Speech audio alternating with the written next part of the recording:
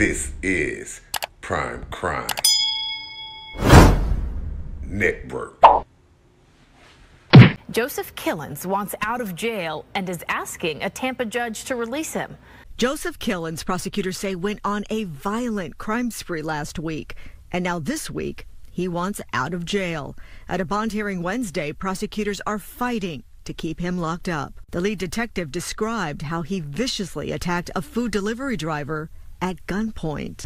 And then the victim herself took the stand and told the judge the horror she survived. So I started crying and I started telling him, like, please no, like, don't make me do it. Like, I'll just leave and like never tell anyone about it. You can take my jewelry, you can take my coat bag. Like, I just want to go home. Like, I'm not gonna tell anyone. He was basically telling me that if I didn't do that, he was gonna kill me or rape me.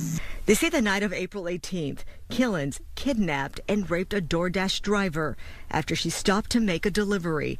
They say at gunpoint, he forced the victim to drive to an apartment complex where he sexually assaulted her.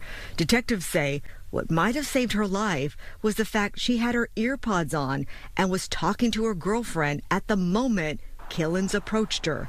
They say the girlfriend was able to call for help. The victim's family also tracked her phone and rescued her at the apartment complex. Detectives say Killens then fired his gun, hitting a family member related to the victim's girlfriend, and took off. That victim is expected to survive her injuries.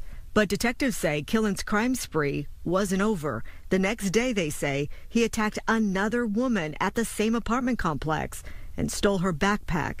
He's also facing charges on that crime. At any time, did you ever want to do this? No. I just did it because I was scared of not seeing my family again. At any time, did you ever want to do this? No. I just did it because I was scared of not seeing my family again. After hearing the mounting evidence against Killens, the judge was ready to rule. You are a coward, sir. You're a coward for attacking these women. You're a coward with a propensity for violence. There is no way I would release you. Prime Crime Network. It was exclusive. It looks calm. People walking around in Lincoln Park. But right as day turned to night Tuesday, here in the 1100 block of West Wrightwood Avenue, a 25-year-old woman was violently carjacked. My heart goes out for the woman who suffered this. It sounds terrifying. Josh says his family has lived in the area for years and more has to be done about crime citywide. We know there's been crime on the south and west side, but we've usually been, sheltered from it here. But of course it's going to come here too because we're not addressing it in ways that are, effective. Chicago police are in fact reporting that carjackings are down. This is the tweet sent out touting the work of the Vehicular Hijacking Task Force and its members, saying that they've led to a 27.4% reduction in the crime compared to this same time last year. But looking at the numbers for vehicle thefts, there's been an explosion in Chicago. In 6 days in April, 520 cars were stolen, up 48% from last year. And so far this year, 9,218 vehicles were stolen compared to 3,918 for this time last year. In Cook County, carjackings are down 30%. If we take down a major carjacking crew, we can see the numbers go down.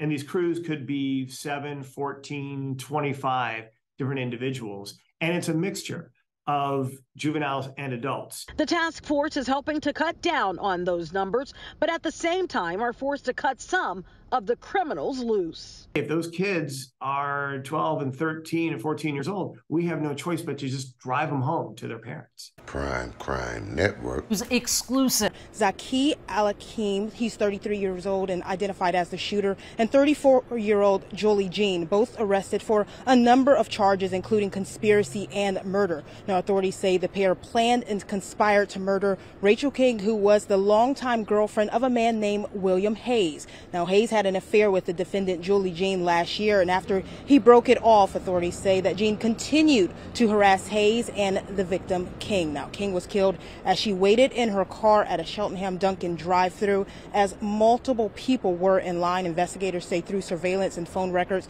they were able to find that she was followed by the two.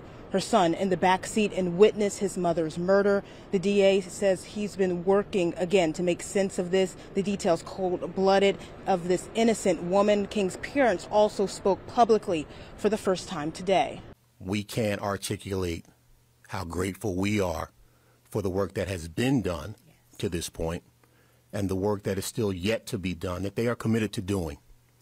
Above all, we are in agreement. We want justice done. Prime Crime Network. Exclusive. 3 Colorado high school seniors arrested and facing first-degree murder charges for allegedly throwing large landscaping rocks at cars driving on Colorado roads. One of those rocks killing 20-year-old driver Alexa Bartell. We have 7 victims. Our homicide investigation, we have 2 victims that were injured when these rocks were thrown through their windshield, and then the other vehicles had just sustained damage. 18-year-olds Joseph Koenig, Nicholas Mitch Carroll Chick, and Zachary Quack are each suspected of throwing rocks from a moving pickup truck, hitting and killing her. Nobody should lose their child for a random act of whatever this is. It's heartbreaking. Nathan Tipton, a Lyft and Uber driver, was another victim. While he was uninjured, the father of 3 told ABC's Mola Lenghi that he's shaken. What if I had a passenger and she got killed?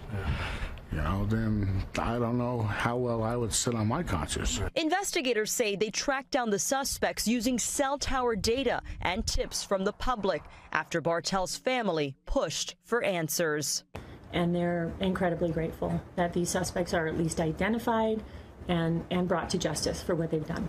First tonight, a Prime Crime Network. Exclusive. This Houston mother is wanted by police. She's accused of sexually assaulting a young boy she was babysitting. And then threatened him with a knife to stay quiet, according to authorities.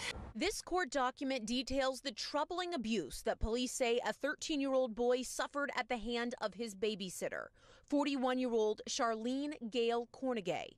The charge of aggravated sexual assault of a child was filed this week, but the disturbing abuse is said to have happened 2 years ago. The boy came forward despite a threat made by Cornegay to stay quiet. He told authorities she held a knife to his genitals in July of 2021 and told him she would cut it off if he told, according to court records. Told someone about what happened when he got out of the shower at her condo in the Tanglewild area. The child says, quote, when he got out of the shower, the defendant told the complainant to put on a dress, heels, and a bra. She took him into her son's room where he was sleeping and sexually assaulted the 13-year-old, according to charging documents. He says he told Cornegay to stop, and the first time she told him to, quote, shut up and take it like a man. And the second time, she did stop. The victim's father says he knew the woman had a son, and she told the father she wanted the victim to stay over at her house to play video games. It's not clear how the victim's family knew Cornegay.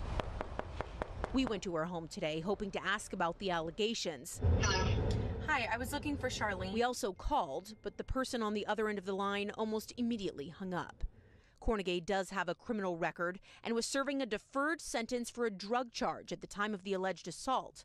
The 41-year-old is now wanted by Houston police. Prime Crime Network. Exclusive. You are about to see the sketch of a man wanted for masturbating in front of a girl. She was just walking to school.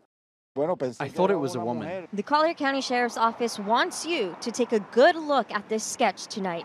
A girl told deputies that a man who looks like this touched himself in front of her while she was walking to school yesterday morning. Doing that is disgusting. I feel disgusting too. The girl was walking on Tropicana Boulevard in 30th Place in Golden Gate when she says the man pulled up next to her in a car and started masturbating while looking at her. I don't know what I would do to that man because I have a young daughter too and I would not like that. Edwin Hernandez says his younger sister goes to Golden Gate Middle School. I'm glad she didn't saw that. I hope she didn't saw that because she comes and walks too. There are cameras at the nearby schools. Right now, it's unclear if deputies were able to get video of the man from those cameras or any others in the neighborhood. It must be hard when someone has a child and they're thinking their child is safe walking down the road, but there's a shameless man who would do something like that. Deputies say they have added patrols in the area, but for now, they need your help identifying the man from the sketch. Let's protect the children and watch over them because it's not easy. Let's look for him, let's find him. Thank you for watching Prime Crime Network, your source for urban and suburban and around the world news. Hit the subscribe, like, and the notification bell.